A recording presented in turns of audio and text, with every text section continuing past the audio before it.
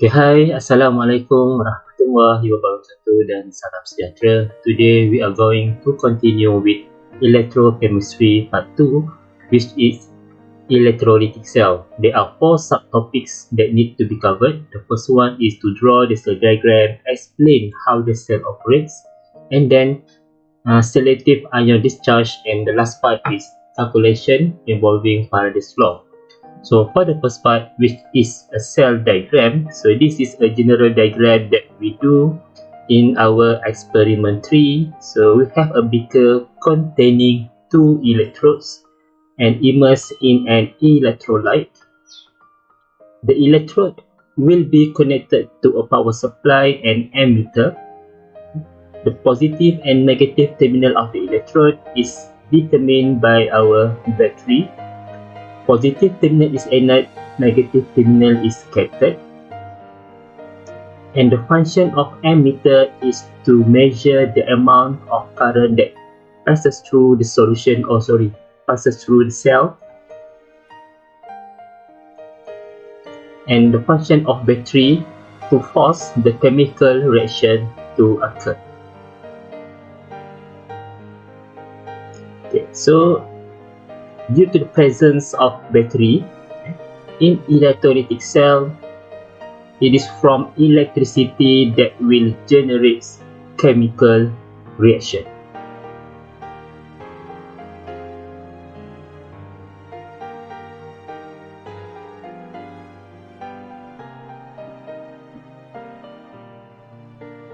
Okay, there are 2 types of electrodes in electrolytic cell. The first one is active electrode and the second one inert electrode. Okay, so for the first part, active electrode is basically means electrode and electrolyte are made up from the same metals or from the same elements. In other words, the electrode will be involved in chemical reaction directly. So here is an example of electrolytic cell consists of active electrode. Focus on the labeling of electrode and electrolyte.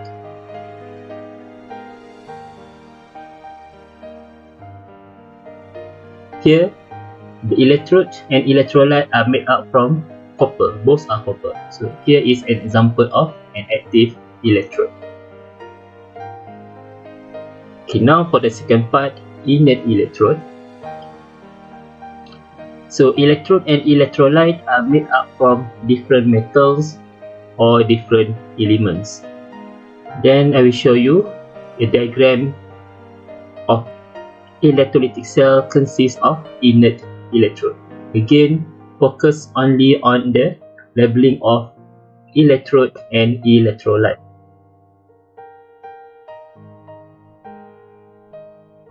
So here, the electrodes are carbon and electrolyte is copper 2+. So dia different carbon lah, different element. Satu carbon, lagi satu dia guna copper 2+. Okay, and then when we do half equation and overall cell reaction, the carbon solid does not involve in any of those 2 equations. Right. So in an electrolytic cell, the chemical reaction will not occur spontaneously. So in other words, if we calculate E naught cell, the value of E naught cell should be negative. So for example, in this electrolytic cell, I'm going to use sodium chloride molten to produce sodium solid and chlorine gas. So the ions present in NaCl liquid or molten NaCl is only Na plus and Cl minus. So at cathode, Na plus will be attracted to negative terminal cathode and Cl minus will be attracted to positive terminal anode.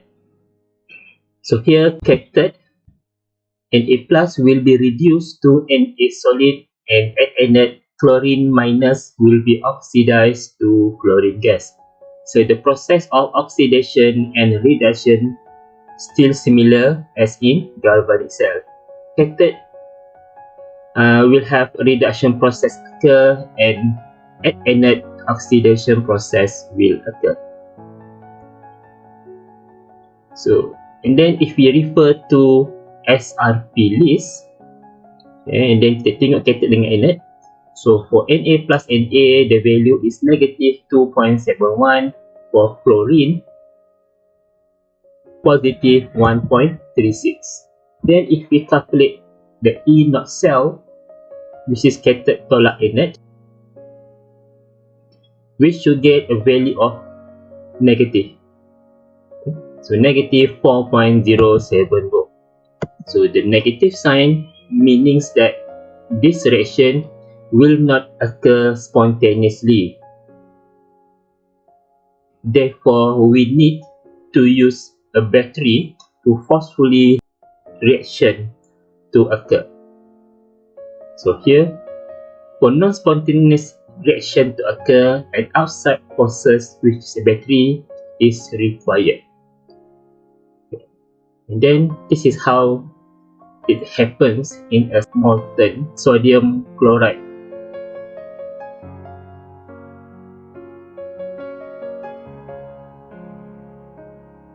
So in your electrolyte is NaCl squid. So I'm gonna erase some of the dash. So positive terminal anode will attract Cl minus negative ion. Negative terminal cathode will attract positive ion. So what happened at positive terminal? So the positive terminal, which is determined from the battery, will forcefully pull out electron from Cl minus to produce Cl2. So here is the equation. This is oxidation equation.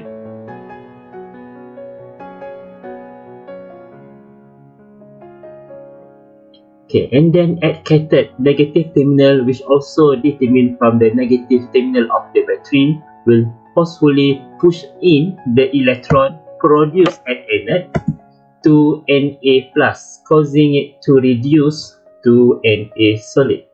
Here is the half equation at the electrode.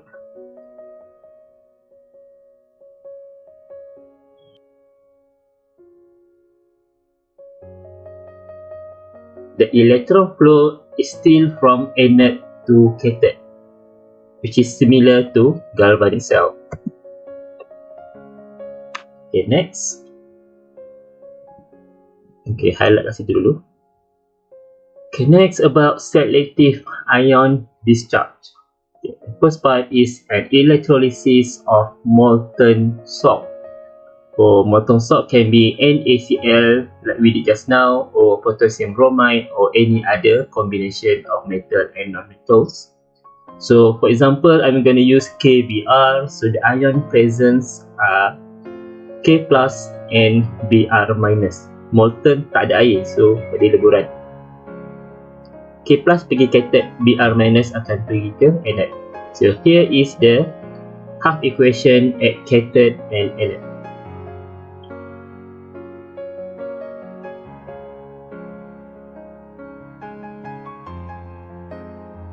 Cathode memang ada K plus, so K plus will be reduced. Anode only have Br minus, so only Br minus can be oxidized.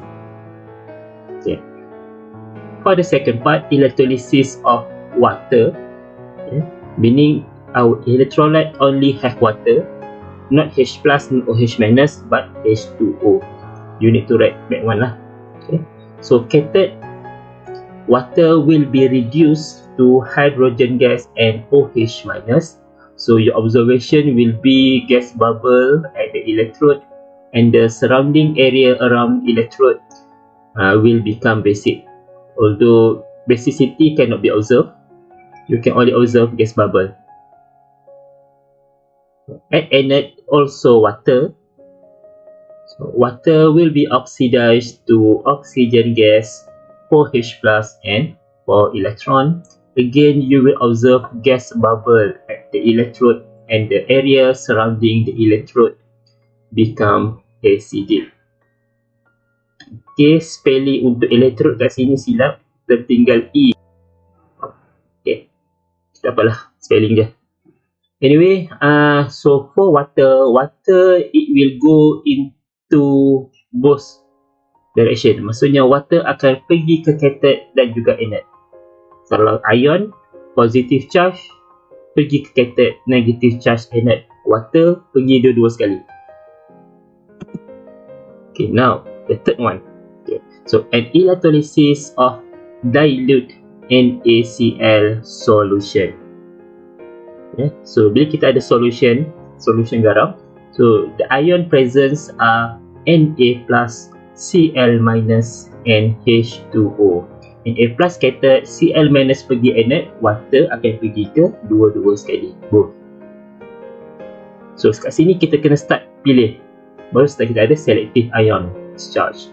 So at cathode we have Na+ and water. Which one should be reduced? We need to refer to SRP list. Okay, here is the SRP value for Na+ and water. Okay.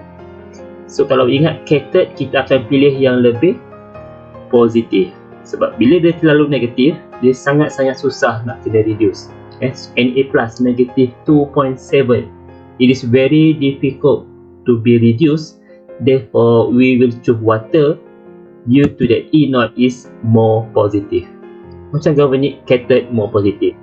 So here is the half equation of water at cathode, sama macam sebelum ni. And then dekat anode kita ada Cl- and H2O. Again, so this is the E0 value for Cl and water. Cl positive 1.36, water positive 1.23. Okay, please take note there are different value for water at cathode and anode. Bukan guna yang sama, mesti yang benda yang berbeza. Sebab equation dia lain. Kalau water dekat cathode dia produce H2, water at anode will produce oxygen gas O2. So anode kita akan pilih yang more negative. Sebab kalau dia terlalu positif, more positive E0, dia lebih prefer to be reduced instead of oxidized. So at anode kita akan ambil the more negative E0 value. So again, water will be chosen. Kita tengok tadi, water dia akan produce oxygen gas and H+. Okay, yang keempat, an electrolysis of concentrated NaCl solution. So apa beza antara dilute and concentrated NaCl solution? Okay, so dia punya species should be sama macam atas, Na+, Cl- and water. Cathode akan ambil Na+ and water, Cl- and water akan pergi ke anode. So pergi ke dua tempat lah. Again, Na+ and H2O. So this is the E0 value. Okay, so as I mentioned just now, for Na+, it is very difficult to be reduced because the value of Na+ is too negative, sangat-sangat negatif. So dia sangat tak preferable to be reduced. Dia lebih prefer jadi Na+ instead of Na solid. So that's why if you remember during our SPM level, kita ada eksperimen NA lah. Kita ada eksperimen group 1. Group 1 kita potong sikit metal tu, letakkan kat air, dia ada start macam reaktif, ada keluar api sikit. Sebab metal of group 1 dia sangat-sangat reaktif, dia lebih suka remove dia punya satu valence electron, because after it remove one electron, it become stable noble gas configuration. Okay, so cathode kita akan ambil air lah, sama macam sebelum ni, tak ada perbezaan.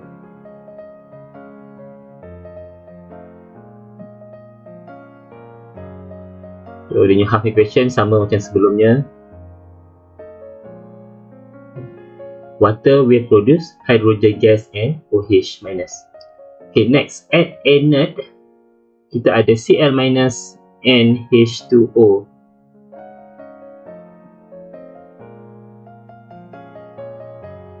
Okay, so the SRP, the standard reduction potential for both are positive. Okay, kedua-duanya adalah nilai positif. So both are very easy to be reduced. So kita nak oxidize sebab kita dekat anode. So kalau dekat anode, should be kita akan ambil yang more negative. But if we only hold to that statement, kita punya jawapan akan sentiasa dapat air. So dia tak adalah beza antara dilute and concentrated. However, in concentrated solution, inert kita akan ambil chlorine minus due to high concentration of Cl minus in the solution. So here is what I want to stress. Beza antara Na plus and Cl minus, even though kita kata concentrated NaCl solution, so kalau dia concentrated should be Na plus pun banyak, Cl minus pun banyak. But Cl minus is chosen due to high concentration. However, Na plus does not being chosen due to its high concentration. Cl kita pilih sebab dia high concentration. Na plus tak, walaupun dia banyak tapi kita tak pilih sebab dia punya nilai E0 is too negative. Sangat-sangat negatif. So dia tak akan dipilih untuk kita reduce lah. Itu je yang nak kena ingat. Next is an electrolysis of sodium sulfate solution. So we have Na plus SO4 2 minus and H2O. Biasalah cathode akan ambil Na plus dengan water, anode SO4 2 minus dengan air. Alright, so Na plus and water, as we mentioned previously, Na plus will not be selected. So kita akan ambil air lah. So ini cuma reason ini sahaja saya tulis. So ini half equation pun sama, tak ada perubahan. Water plus 2 electron produce hydrogen gas and OH minus. Now at anode, beza dia sekarang kita ada SO4 2 minus. Okay, so SO4 2 minus and water. Sulfur kat sini dia sudah mencapai, has reached maximum oxidation number. So apa dia oxidation number tu? Jom kita kira. So sulfur dia punya nilai kena tahu, plus 4 darab negatif 2. Negatif 2 tu adalah oxidation number for oxygen, equal to negative 2, which is the charge of SO4 2 minus. So bila kita kira, we will get sulfur equal to positive 6. And then sulfur is in group 16, which has 6 valence electron. So if the oxidation number is plus 6, meaning that all the valence electron has been removed. Dah buang semua dah 6-6. So that's why kita akan ambil air. So kalau ada belakang tu ada kompleks ion SO4, NO3, CO3, benda yang ada O tu, semua tak dipilih. Next, electrolysis of copper sulfate solution. Okay, so ini dia beza dengan atas. Tadi kita guna Na2SO4, jadi kita guna Cu. So SO4 should be sama macam atas. Yang kita nak fokus lebih kepada kita punya Cu tu lah. So kita ada Cu2 plus, SO4 2 minus and H2O. At our anode, SO4 2 minus and water, ini sama macam tadi, sulfur tak akan dipilih. Okay, so kita akan ambil air lah. Okay, equation anode water will produce oxygen gas H plus and electron. Next, at cathode, yang kita nak kena fokus sini. Cathode kita ada Cu2 plus and water. And then if we refer to the SRP list, Cu is positive 0.34 volt and water is negative 0.83. Again, remember cathode kita akan ambil yang more positive. So kat sini Cu yang akan dipilih untuk kena reduce lah. So the equation will be Cu2 plus plus 2 electron become Cu solid.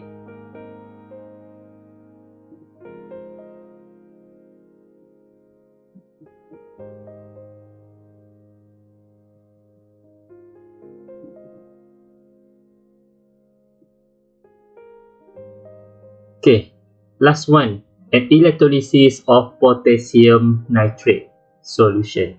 So here we will have K plus, NO3 minus and H2O. Okay, so at cathode kita akan ada K plus and H2O, and then if we refer the SRP value, K plus is negative 293, water negative 0.83, Even though both are negative, potassium is too negative, sangat-sangat negatif. So that's why kita tak akan ambil potassium ion untuk kena reduce. So again, the equation at cathode for this example will be water. Sekarang dekat inlet pula, kita ada NO3- dengan air. So NO3- also cannot be chosen due to nitrogen has reached maximum oxidation number. Similar case with SO4. So ini punya pengiraan oxidation number. Nitrogen kita akan dapat positive 5, and then nitrogen group 15 which is ada 5 valence electron, positive 5 meaning all the valence electron has been removed. So water nak tak nak kita terpaksa add inlet nak tak nak kita terpaksa ambil air. Alright. Okay, for the last part, Faraday's law. The quantity of products formed is directly proportional to the amount of electrical charge being supplied to the cell. Okay, so nilai mass yang terhasil berkadar terus dengan jumlah current yang dibenarkan, Q. So Q is equivalent to IT. So Q will be measured in unit coulomb, I is current measured in ampere, T is time measured in second. Dia punya rule dalam Faraday's law ni senang je. 1 mole of electron equivalent to 1 Faraday. 1 Faraday is equivalent to 96500 C coulomb. So nilai Faraday tak perlu hafal sebab memang dah diberi dalam this constant kat depan dalam punya kita soalan nanti. Yang awak nak kena ingat is 1 mole electron equivalent to 1 Faraday. 1E equal to 1F. Kita highlight kat situ. So kita tengok satu contoh example. Electrolysis of copper sulfate. Contoh. So let's say the current used is 2 ampere and the time needed is 3 hours. So normally kalau ada masa dengan current, kita akan determine mass. So determine the mass of copper solid deposited at cathode. Cu Cu deposited. So Q equal to IT, I to T kena tukar kepada seconds, kita akan dapat 21600 C coulomb. So for copper sulfate, dia adalah copper 2+ aqueous ion. So 1 mole of Cu dia akan perlukan 2 elektron. Kenapa 2 elektron? Sebab dia charge 2+. 2+, so dia akan perlukan 2 elektron. So equivalent to 2 Faraday, equivalent to 2 darab 96500 C. Okay, yang kita nak fokus only on copper and the coulomb. So 1 mole of Cu is equivalent to 2 times 96500 C. So if we have our Q 21600 C, how many mole of Cu is there? So darab silang kita akan dapat nilai X equal to 0.11192 mole Cu. Then tukarlah kepada mass times with its molar mass, which is 63.6. Kita akan dapat nilai mass 7.12 gram. So this is the mass of Cu that will be deposited at Cu electrode theoretically. Bukannya actual, theoretically. Okay, now kita tengok kepada last example, example 2. Still lagi electrolysis of copper sulfate. So kat sini saya dah bagi volume of gas collected is 12 liter. The current used is 10 ampere. Okay, kita nak 12 liter, current dia guna 10 ampere. So how long does it need to collect 12 liter of gas? Masalahnya gas apa ni?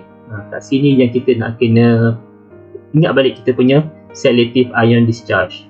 So electrolysis of copper sulfate. So ini adalah solution.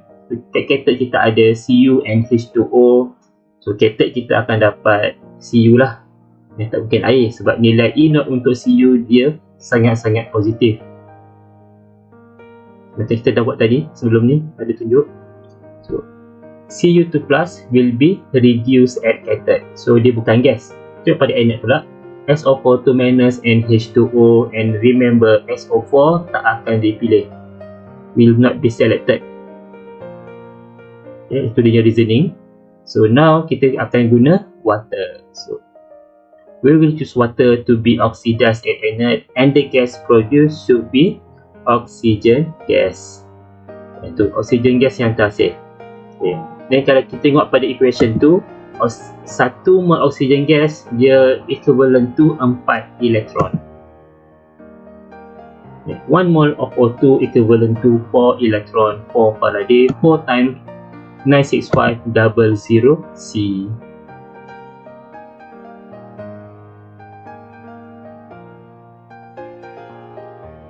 Then dia dah bagi awak nilai pressure, nilai temperature, nilai volume. So kita kena guna PV and RT untuk dapatkan mole of oxygen gas dalam 12 liter tu. So N equal to P times V 1 darab 12 divided by R times T 0.08206 times 298.15. So the mole kita akan dapat 0.4907 mole. Okay, and then 1 mole O2 equal to 4 times 96500 C. Kalau kita ada 0.4907, berapa nilai C dia tu?